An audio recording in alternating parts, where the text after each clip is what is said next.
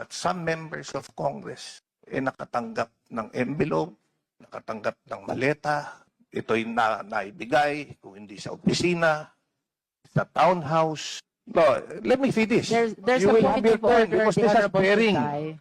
This is not an allusion Order. to prejudge the veracity of the allegation. Honorable Suntay, there is a point of order. This is also a And point that of enjoys order. the highest Madam Chair. hierarchy among all the motions. The speech of our distinguished colleague is absolutely relevant to the question of sufficiency of form and substance in the matter. And more importantly, my understanding of what he's stating today is that he is probably accusing members of Congress, members of the House Committee on Justice, as receiving payments for the implementation of our mandate in the impeachment proceeding. So, which is which, Madam Chair? So I think his speech is out of order and this should be decided promptly by the committee.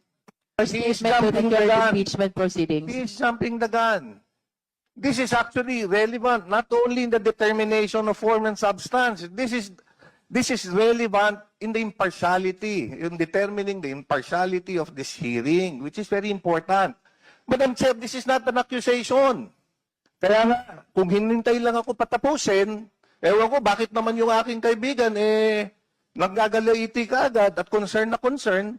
You know, if we have nothing to hear, then we just listen. If we are not being alluded, why are we so guilty?